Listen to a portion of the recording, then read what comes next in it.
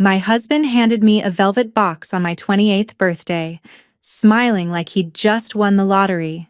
Inside wasn't a diamond ring, it was a set of shiny brass keys to a brand new luxury apartment in downtown Boston. I thought I was the luckiest woman alive. But hours later, as I stood alone in the empty, sunlit living room with a bucket of cleaning supplies, a frantic knock echoed through the space. When I opened the door, a pale, trembling elderly woman, the former owner, grabbed my wrist. Her eyes were wide with sheer terror as she whispered, "Don't turn on the lights tonight. Keep it completely dark. Go to the window at midnight and look down. What you'll see, no wife should ever see." Before I could utter a single word, she vanished down the hall. I froze, my heart pounding. But when night came, my name is Chloe. I'm 28 years old, and until my last birthday, I believed my husband Julian was the perfect man. We had been married for 3 years, and he always knew how to make me feel like the center of his world. But nothing prepared me for the moment he handed me that velvet box at breakfast, flashing his signature, confident smile. Inside lay a set of shiny brass keys. He pulled me into a tight hug and whispered that he had bought me a luxury apartment in downtown Boston under my name, a private sanctuary just for me, and a smart investment for our future. Excited and deeply touched, I drove over there alone that very afternoon, bringing a bucket of cleaning supplies to freshen up the place before we bought furniture. The space was beautiful, filled with bright sunshine. But the warmth vanished when a frantic, heavy knock echoed through the empty apartment. I opened the door to find a pale, trembling, elderly woman standing there. It was Eleanor, the former owner. Before I could say hello, she grabbed my wrist with surprising strength, her eyes wide with sheer terror.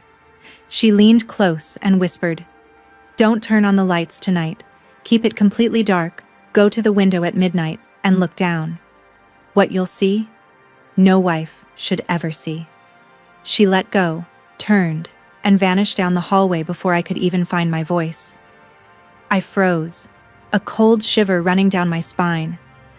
The cold weight of Eleanor's warning hung heavily in the silent apartment as the afternoon sun began to dip below the horizon. I stood by the door for what felt like hours, staring down the empty hallway where she had vanished. My mind raced with questions, each one more terrifying than the last. Was she just a confused elderly woman? Or did she know something about this place, and about Julian, that I didn't? Trying to shake off the growing paranoia, I reached for my phone and dialed my husband's number. It rang once, twice, and then went straight to voicemail. "Hey Chloe, I'm stuck in back-to-back client meetings. Talk tonight." His automated message played. A strange knot tied itself in my stomach. Julian was always available on my birthday. Always. As darkness swallowed the empty rooms, I made a choice. I didn't turn on a single switch. Instead, I pulled a small wooden folding chair into the center of the master bedroom, directly facing the massive glass window.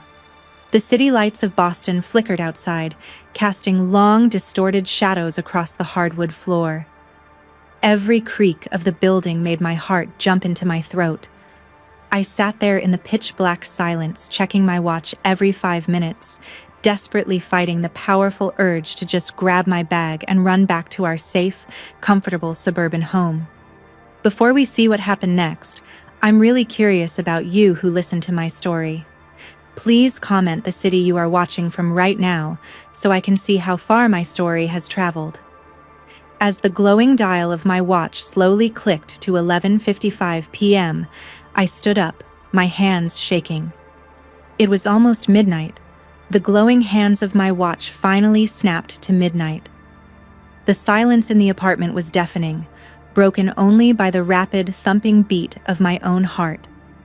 Creeping forward on my toes, I pressed my forehead against the cool glass of the window and peered down. The apartment overlooked a narrow, dimly lit private alleyway, a restricted zone meant only for building maintenance and deliveries. Suddenly, a pair of sleek headlights cut through the darkness. A black luxury sedan glided quietly into the alley, stopping directly underneath my window. My breath caught in my throat. I recognized that car instantly. It belonged to Julian. He stepped out into the damp night air, pulling his coat collar up around his neck. He looked around nervously, his usual calm composure completely gone. A moment later, a second man emerged from the shadows of the adjacent building. He was wearing a dark hoodie and carried a heavy, industrial-sized metallic briefcase. They met right beneath the dim street lamp. From my vantage point, I couldn't hear their words, but their body language spoke volumes. Julian's gestures were sharp and aggressive. The stranger pointed aggressively at the briefcase, then pointed directly up at my apartment building. Julian shook his head violently, grabbing the man by the jacket before pulling a thick envelope from his inner pocket and shoving it into the man's chest. The man snatched the envelope, handed over the heavy briefcase, and vanished back into the shadows. Julian stood alone for a long moment, staring down at the briefcase. Then he looked straight up at my dark window. I shrank back into the shadows, gripping the curtains as my mind reeled. What had my husband just purchased, and why was he doing it here? Adrenaline surged through my veins, hot and sharp, shaking me out of my frozen state. Julian's car engine roared to life below, and the headlights swept away, leaving the alley in darkness once again. I knew I didn't have much time. Using only the dim, muted glow of my phone's flashlight, I began to frantically search the empty apartment. Eleanor's frantic voice echoed in my mind, specifically a phrase she had muttered right before gripping my wrist. The floorboards beneath the glass. I surged into the master bedroom, my eyes darting to the massive floor-to-ceiling glass window, then down to the dark wood beneath it. Nothing looked out of place. Frustrated, I dropped to my knees, running my trembling fingers over the edges of the planks. Nothing. Then I realized. She didn't mean the window. She meant the full-length mirror built into the master closet door. I sprinted to the closet, slid the heavy mirror door aside, and shone my phone light onto the floorboards inside. Sure enough, near the back corner, one of the planks sat slightly higher than the rest. I dug my fingernails into the groove and pulled. The wood gave way with a soft creak. Resting inside the dark, dusty hollow was a heavy black velvet pouch. My heart hammered against my ribs as I untied the drawstring and tipped the contents onto the floor. Out fell a cheap burner phone, 3 fake European passports, all featuring Julian's face but under different names, and a small, leather-bound financial ledger. I opened the ledger, my eyes scanning columns of numbers, wire routing codes, and corporate shell names. It was a meticulous record of millions of dollars in fraudulent transactions. Julian wasn't just a businessman. He was laundering money, and this apartment was his vault. A sudden, sharp click echoed from the front hallway, freezing the air in my lungs. The heavy front door swung open, and the unmistakable sound of Julian's leather dress shoes stepped onto the hardwood. He was here. Panic flared, but survival instinct took over. With trembling hands, I swept the burner phone, the fake passports, and the ledger into my purse, shoved the loose floorboard back into place, and slid the closet door shut. I stepped out into the bedroom just as Julian rounded the corner, his phone's flashlight cutting through the dark. "Chloe?" he called out, his voice smooth, yet carrying a distinct edge of tension. "Why are you sitting here in the dark, sweetheart? I saw the car outside." I forced my lips into a smile, swallowing the bile rising in my throat. I was just measuring the windows for curtains, and the time slipped away from me. My phone battery is almost dead. Julian walked over and wrapped his arms around me. He acted completely normal, but as his hands rested on my shoulders, I felt them trembling slightly. The faint smell of damp night air and the metallic briefcase from the alley clung to his jacket. "You shouldn't be here alone at night," he said, kissing my forehead. "Let's get you home." As we walked to his car, I looked at his handsome, familiar face and realized the devastating truth. This apartment wasn't a romantic birthday gift. Julian had purchased it entirely under my name to create a legal shield. If his massive laundering scheme fell apart, the paper trail would lead the federal investigators straight to me, while he escaped using the hidden passports. I was his perfect scapegoat. Sitting in the passenger seat of Julian's car, staring at his calm profile as he drove us home, a cold clarity washed over me. The scared, naive wife he thought he was manipulating died in that dark apartment. I knew I couldn't just panic or confront him directly. His arrogance was his armor, and I needed to use it against him. The next morning, the moment Julian left for his office, I tracked down Eleanor.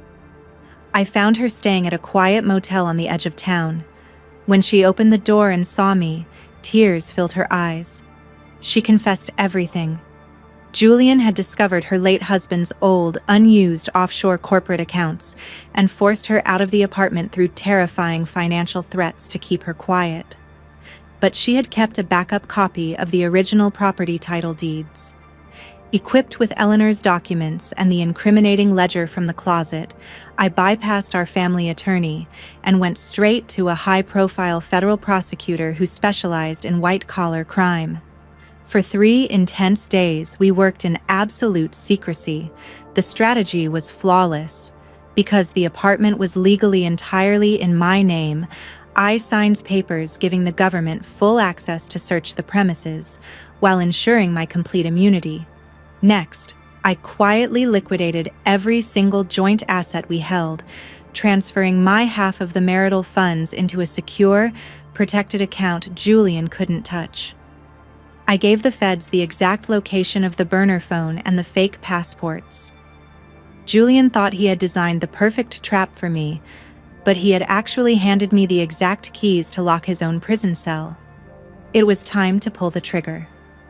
The following afternoon, I stood across the street from Julian's downtown office building, holding a warm cup of coffee as the cold breeze swept through the city. Exactly at 2 p.m., 3 unmarked government vehicles pulled up to the curb. A team of federal agents stepped out, moving with sharp clinical precision through the glass doors.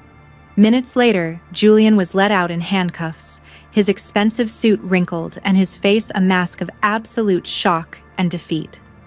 He looked across the street and his eyes locked onto mine. I didn't cry. I didn't look away. I simply raised my coffee cup in a silent toast, turned around and walked away into my brand new life, completely free and financially secure. Now, I'm curious about you who listened to my story. What would you have done if you found those passports in your spouse's closet? Comment your thoughts below.